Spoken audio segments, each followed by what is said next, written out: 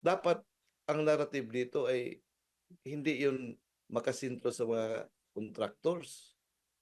Kasi kung it takes two to tango, at hindi pwede yung isang aspeto lang sa kontrobersiya na ito ang tutukan ng investigasyon. Baka sa kuan natin, baka sila in the scheme of things, baka yung participation nila ay maliit lang. Dapat yung the real culprit must be exposed. So kailangan talaga ng malaliman ng investigasyon. So it has to be undertaken and it has to be done by an independent body which is headed by a person of unquestionable integrity and credibility. Opo. I think Mayor Magalong is qualified to head that committee kasi he has already an experience. Siya yung nag-head ng committee to investigate the SAP 44 incident that cost the lives of our brave yung mga special force, PNP Special Force doon sa Mamasapano.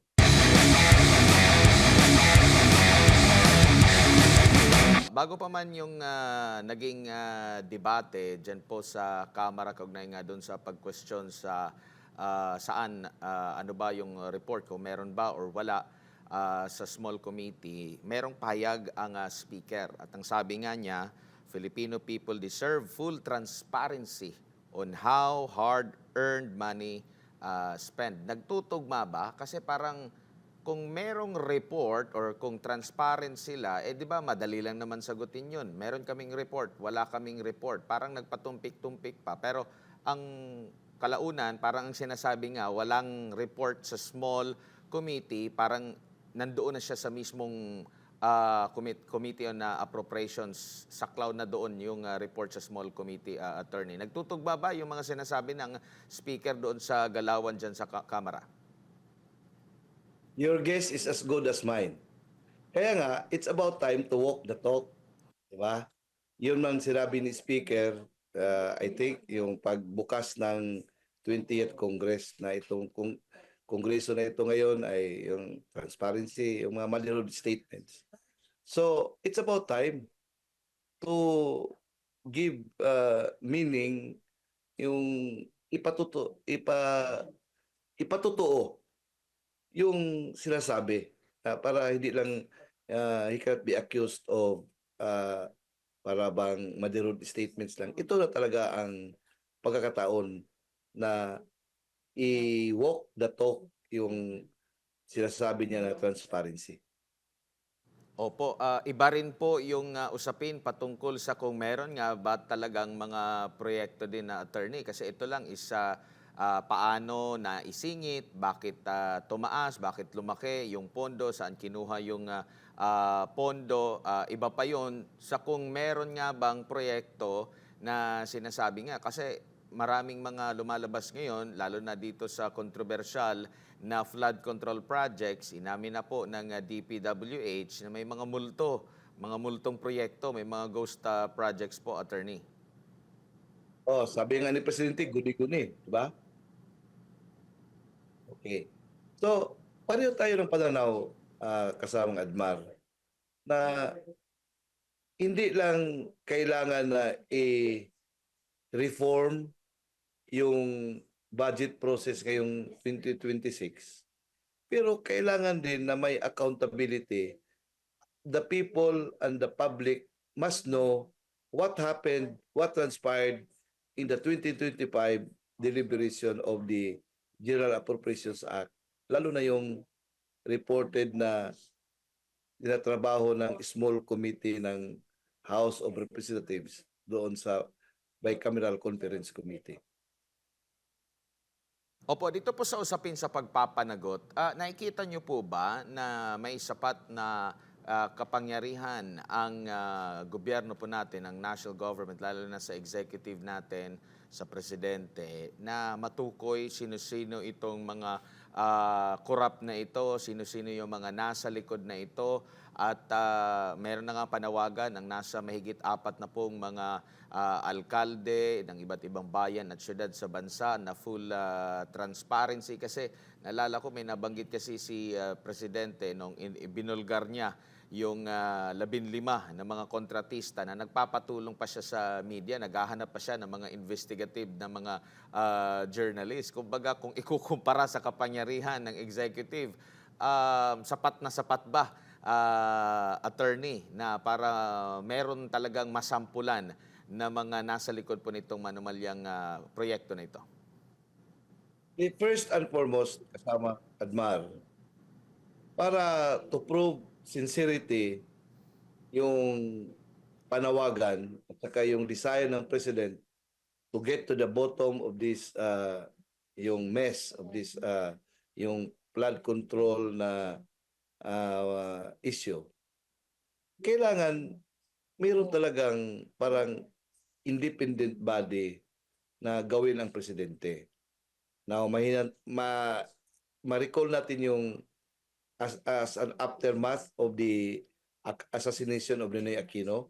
Diba may ginawa, may pinoform na Agraba Commission na composed of mga officials, former officials of the government whose credibility and integrity were beyond question.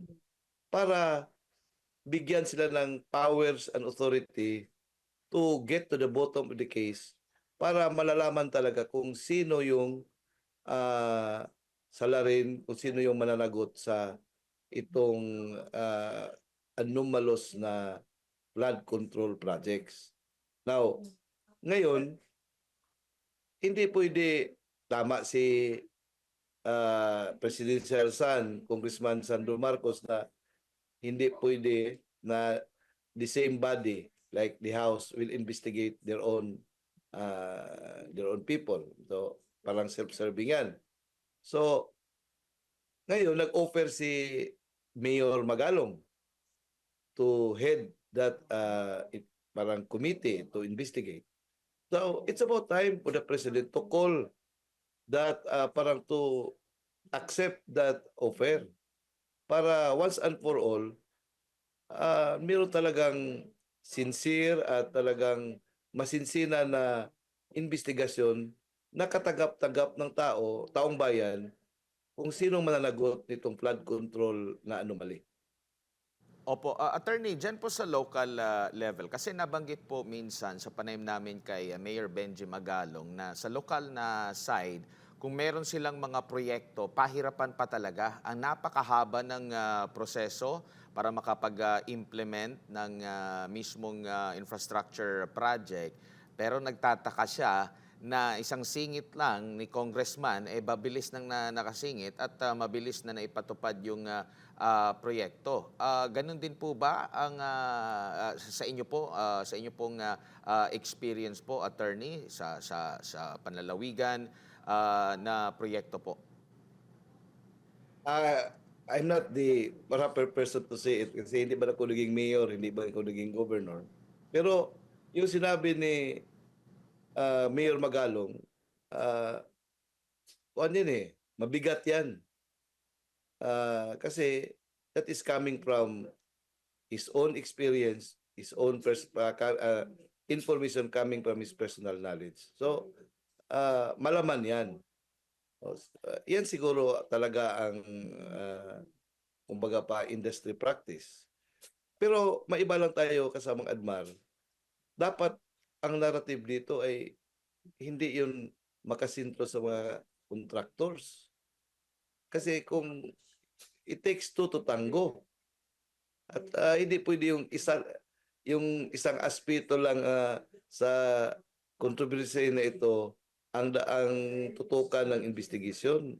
Baka sa kuan natin, baka sila in the scheme of things, baka yung participation nila ay maliit lang.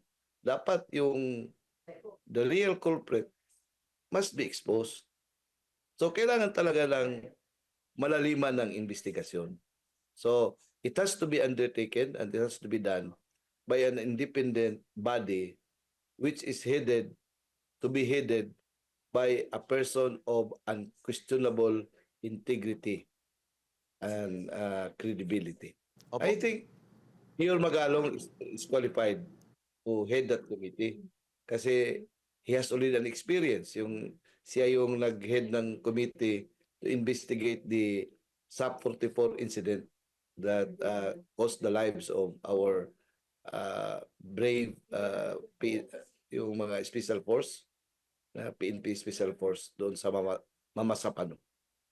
Opo, and kaugnay po dun sa nabanggit nyo po na hindi lang dapat mga kontratista nakatuon itong investigasyon na ito, meron pong pahayag recently lang itong si Vice President Sara Duterte at kanyang sinabi po na ang mga kontratista ay mga tauhan lang din ng mga kongresista. At ito yung dapat na tutukan talaga, attorney, kasi hindi naman siguro yun sila magkakaroon ng proyekto, lalo na kung lagi silang nananalo sa mga proyekto na ito. Kasi meron pa akong narinig na isang contractor na isang pumasok sa gobyerno na para makakuha ng proyekto, kahit na binababaan nila ang kanilang halaga, hindi pa rin sila, ni isa, hindi pa sila nakakuha talaga ng proyekto. Kumbaga may pinapaboran po, attorney. Ayun, yan siguro. Uh, ano naman siguro yan, public knowledge naman siguro yan. So, kaya nga, in order to parang once and for all, put an end to this, saka to give meaning to what the President said or promised or parang advocated, an independent body must be created to, as I said, pabalik-balik ako, to get to the bottom of this flood control projects anomaly.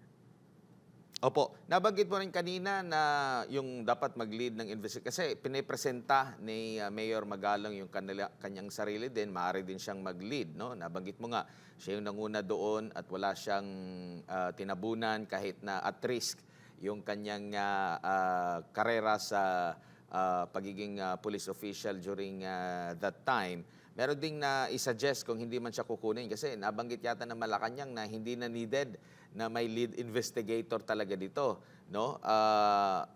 Pero nabanggit ni Mayor Benji Magalong na pwedeng itap yung mga dating mga hukom, dating mga justices, pwede rin yung dating mga retired na mga police official para nga magkaroon ng independent inquiry dito sa maanumalyang flood control. Kumbaga dito sa sinasabi ng Malacanang attorney na hindi na needed, pero kung mapapansin nyo po, umabot pa ng 1 taon or mahigit pa bago parang sineryoso itong matagal ng inirereklamo noon pa after nung SONA 2024, nagkaroon ng fact-check ang kalikasan, nalaman at na-question saan yung flood control project. Umabot pa ng mahigit 1 taon bago ito parang sineryoso, attorney. Yun nga, that would be a test of the sincerity of the President.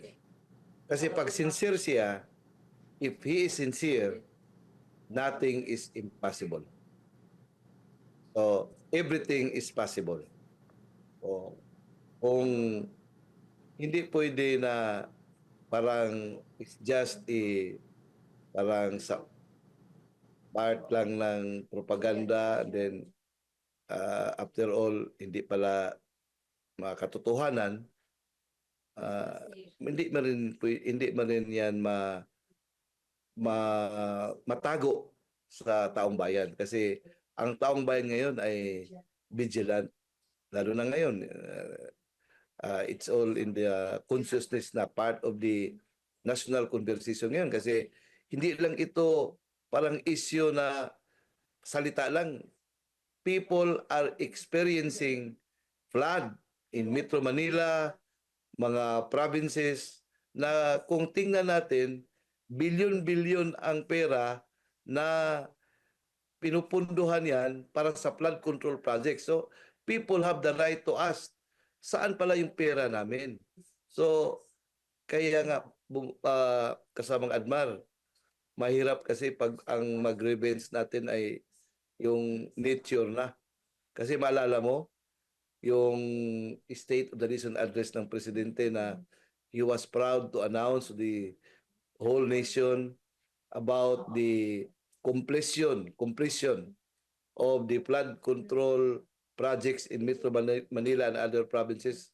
Pagkatapos yung speech na yan, di ba, merong malaking ulan, may baha, may bagyo, and then the people were asking, oh, saan pala yung pinalandakan ninyo na flood control projects? Yun na. So, na-expose na yun. Kaya, ngayon, another round of monsoon rain na resulted into flood in Metro Manila. Iyan na ang parang that gives parang strength to the question of paano saan pala ang pera namin. So, there has to be an investigation kasi pera man ng taong bayan yan. It comes from our taxes. Or kung tax utang man, tayo din ang magbabayad.